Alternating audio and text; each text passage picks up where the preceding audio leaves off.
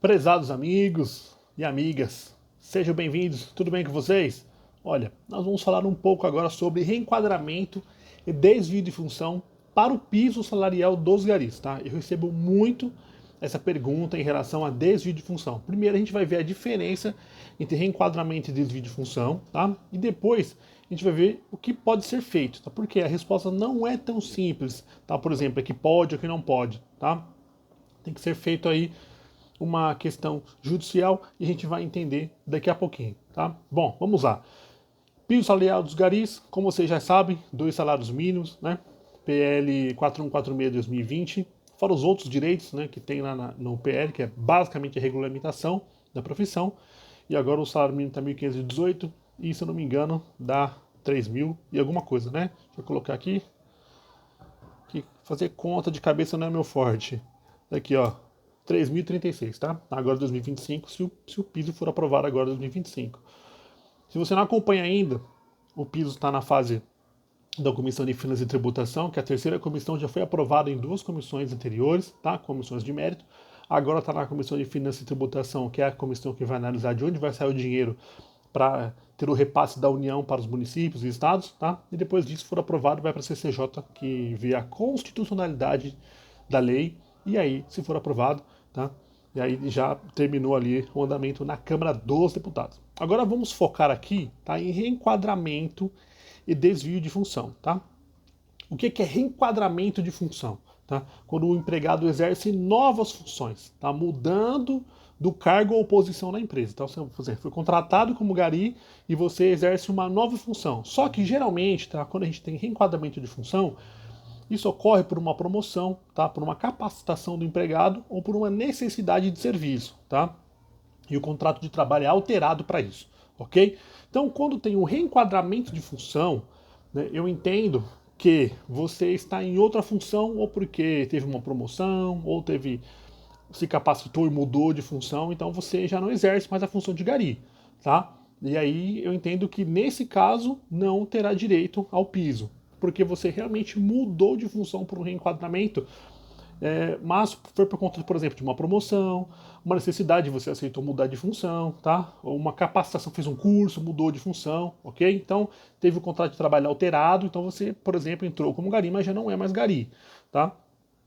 Agora, eu entendo que é um pouco diferente quando existe o desvio de função, tá? No desvio de função, ocorre quando o empregado faz tarefas, executa tarefas diferentes das previstas no contrato de trabalho, tá? E geralmente é feito sem o consentimento do trabalhador, tá? E sem devida compensação salarial, né? Ou seja, você está fazendo um trabalho e o chefe chega e fala: você vai parar de fazer esse trabalho e vai fazer isso aqui. Só que você não concordou com isso, não foi com seu consentimento, você simplesmente foi obrigado, né, a fazer esse desvio de função, né? Fazer uma função diferente da prevista no seu contrato de trabalho, tá? E aí sim, eu entendo que se você teve esse desvio de função, então você, por exemplo, teria direito à diferença salarial, né, entre o cargo que você exerce e o que foi contratado, e se o piso for aprovado, entendo que você teria direito também ao piso, quando há o desvio de função, ou seja, você está fazendo uma função que você não foi contratado para fazer e não teve consentimento, não concordou com isso, foi simplesmente obrigado. Só que, qual que é o grande problema? O desvio de função não é automático, tá? Ele tem que ser provado e discutido judicialmente. Você precisa entrar com um processo para falar assim: olha só, eu fui contratado como gari, eu fui forçado, né? Não teve meu consentimento, eu não tive forçado, o que eu digo é que foi sem consentimento, né?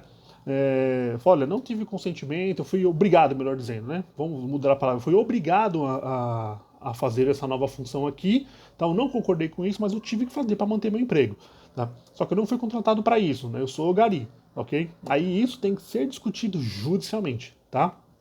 Aí você vai discutir judicialmente, por exemplo, provando judicialmente que houve desvio de função, você volta para a função de gari, aí eu entendo que você vai ter direito ao piso, tá? Isso, né, no setor privado. No público, basicamente eu entendo que é a mesma questão, só que aí tem um pedido a mais, que é a mudança no sistema lá, né? Se houve mudança sem a concordância, né? Da função, tá?